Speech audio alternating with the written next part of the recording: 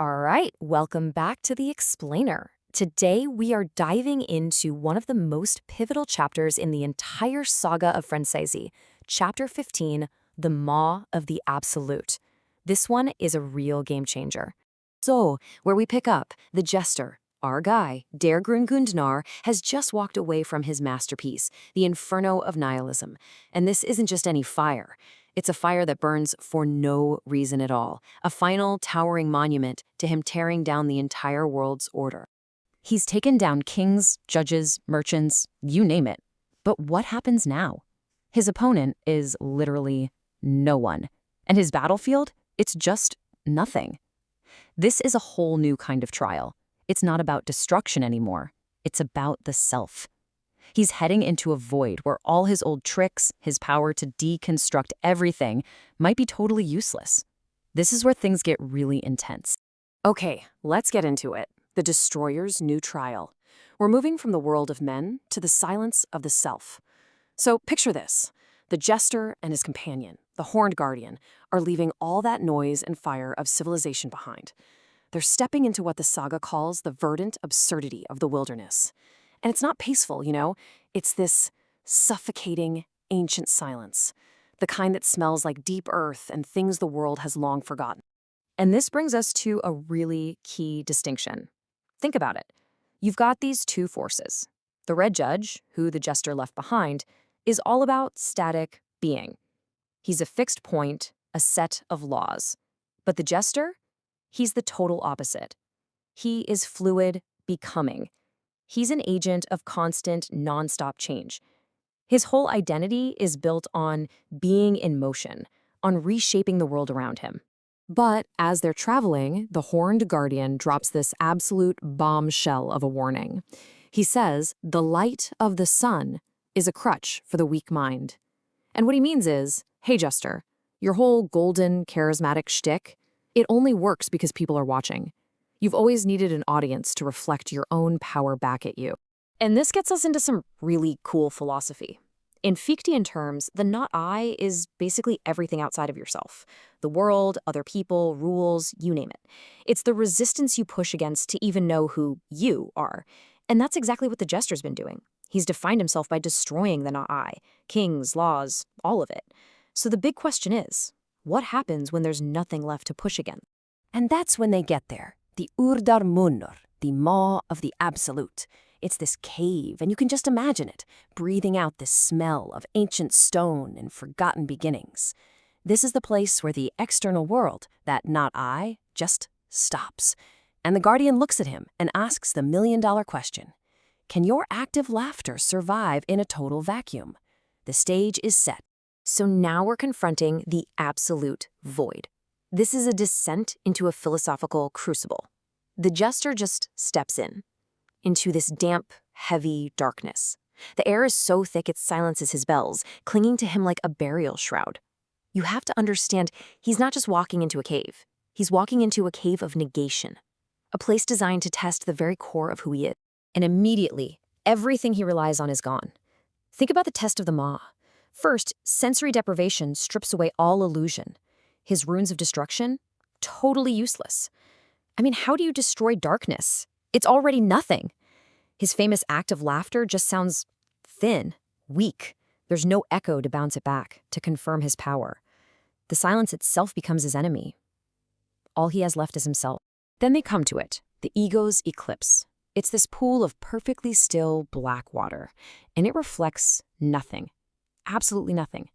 And in that moment, the jester comes face to face with his deepest, most primal fear, ontological invisibility. The terror of not being seen, which might just mean you don't even exist. And this is where the Horned Guardian lays down the ultimate challenge. He asks, is the jester merely a ghost who requires an audience to exist? Think about that. He's asking if the jester's will is only a reaction, because if he needs the world to push against, if he needs something to mock and destroy just to be, then right here, in this void, he's gonna just vanish. But the jester does not fade. And this is the pivot point of the entire chapter. He doesn't disappear. Instead of fighting the void, which would be his usual move, he does something truly incredible. He starts to integrate the darkness into his own story. He realizes, wait a minute, this isn't an enemy. This is a blank page. And then he roars it out, his voice literally changing from that thin rasp to this deep, rumbling growl that shakes the very stones. I am the audience and the actor. He's declaring his own sovereignty. His existence isn't something the world gives him. It's something he decrees with his own absolute will. This, right here, is the transformation. So, on to the jester's internal synthesis. He's forging a new self in the heart of the earth. He survived the void purely through willpower, but now comes the next step. He has to resolve that deep conflict inside himself, that split mirror duality that's defined him from the very beginning. Let's look at this split mirror. You've got the gold side, right? That's the burden of history, law, tradition. Then you have the verdant side, which is the end of history. It's nature, total absurdity. And he's always played them off each other, using his chaotic green side to make fun of his structured gold side. But down here, under the crushing pressure of the Maw, that inner war has to end. They have to become one. And what he does is, he basically performs the Fichteian synthesis on himself. The I posits itself, the not I opposes it, and then the I integrates that opposition. But for him, the opposition isn't out there anymore. It's inside. He realizes his gold side is his own sun, and his green side is his own earth. He contains the whole conflict, and because of that, he doesn't need the outside world to define him anymore. This process gives birth to something totally new.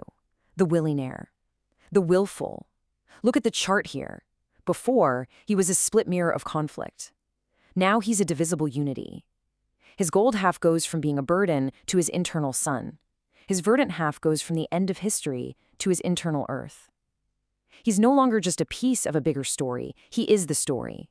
A self-contained universe that needs zero external validation. And in this moment of pure, absolute self-realization, the jester just dances in the darkness, literally creating his own light from within. And the horned guardian, this ancient being, bows his head. He acknowledges the jester's new earned title. Now for the return of the sovereign, a resurrection back into the world of men. Make no mistake, climbing out of that cave isn't a retreat, it's a resurrection. He's coming back as a fully realized archetype, and he's carrying the darkness and silence of the Maw with him as a weapon, as a source of power. He steps out into the sunset, and he looks out at the world of men, at what he calls their beautiful cages. And he makes a promise. He says, I bring them the darkness of the cave wrapped in the bright clothes of a fool. He's about to unleash this new, totally self-sufficient power on a world that is just not ready for it. And that's it. He declares the prologue is finished. The first part of his saga is done. Think of his checklist. He's deconstructed the merchant, the judge, the warrior, and now the final boss of part 1, his own deepest fear, the fear of the void, of nothingness. Check. So what happens now? What happens when a being who needs absolutely no validation is unleashed upon the world? The chapter doesn't end with a big fight. It ends with this terrifying promise of a new game, a game that only this new remade jester knows the rules to. And that's what you should really take away from this. The shift here is profound. It's not about fighting the world anymore. It's about winning the war inside himself. And that victory has created something truly unpredictable and truly sovereign.